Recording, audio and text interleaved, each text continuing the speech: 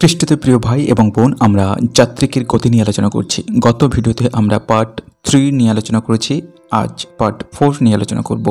Christian ভাই, শরাব এবং করুপদেশ অর্থাৎ স্বর্গদূতদের সঙ্গে বাস করতে হবে। যিশায় 6 অধ্যায় 2 পদ এবং জিহিজকেল 1 অধ্যায় 4 থেকে 14 পদ এবং প্রকাশিত বাক্য 5 অধ্যায় 11 পদে বাইবেলে যেটি লেখা রয়েছে। প্রভু স্বয়ং আনন্দ ধ্বনিসহ, প্রধান দূতের রব সহ এবং ঈশ্বরের তুরিবাদ্য সহ স্বর্গ থেকে নেমে আসবেন, আর যারা খ্রিস্টে মরেছে তারা প্রথমে উঠবে। পরে আমরা আকাশে প্রভুর সঙ্গে সাক্ষাৎ করবার জন্য একসাথে তাদের সঙ্গে নিত হব। এইভাবে সারাক্ষণ প্রভুর সঙ্গে থাকব। প্রথম থেসলোনিকীয় 4 অধ্যায় 16 পদ 17 পদ। তারা এমন উজ্জ্বল কান্তি যে তাদের দিকে তাকালে তোমার চোখ ঝলসে যাবে।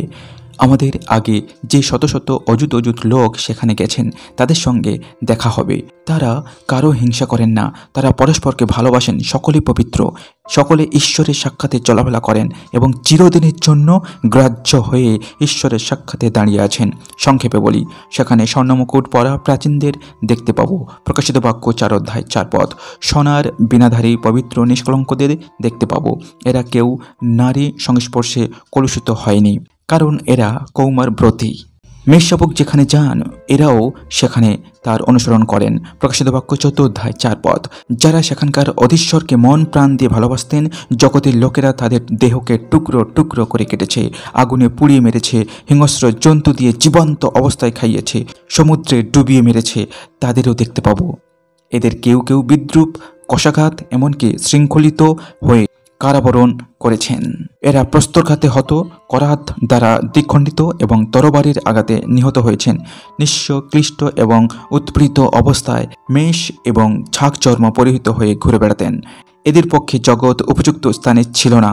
পৃথিবীর পাহাড়ে, প্রান্তরে, গুহায়, গহ্বরে এরা বিচরণ করতেন। ইব্রিয় 11 অধ্যায় 36 থেকে 38 পদ এবং যোহলিত সুসমাচার 12 অধ্যায় 25 পদ, যেটি বাইবেলে লেখা রয়েছে। সেখানে তারা কুশলে আছে এবং অমর তাররূপ ভূষণে ভূষিত হয়েছেন। আমরা জানি, আমাদের এই মর্ত দেহরূপে পার্থিব শিবির যদি ধ্বংস হয়ে যায়, তাহলে ঈশ্বর নিরূপিত এক শিবির আমাদের জন্য রয়েছে। এই শিবির হস্ত নির্মিত নয়, কিন্তু চিরস্থায়ী এবং স্বর্গে অবস্থিত। 2 কোরিন্থীয় 5 অধ্যায় 1 পদ। সুপ্রিয় ভাই, তোমার কথা শুনে আমার প্রাণ আহ্লাদে নেচে উঠছে। বেশ, আমরা কি এসব ভোগ করার জন্য পাবো? আর কেমন করেই বা পাবো? খ্রিস্টিয়ান প্রভু, যিনি সেই দেশের রাজা, তিনি এই বইয়ে এই সব কিছু লিখে রেখেছেন। হে তৃষিত মানব, তোমরা এখানে জলের কাছে এসো, মেটাও তোমাদের তৃষ্ণা। এসো, তোমরা যাদের অর্থ নেই, ক্রয় করো খাদ্য, ভোজন করে তৃপ্ত হও।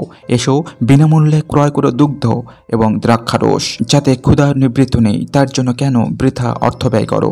যাতে তৃপ্তি নেই, তার জন্য কেন এত পরিশ্রম?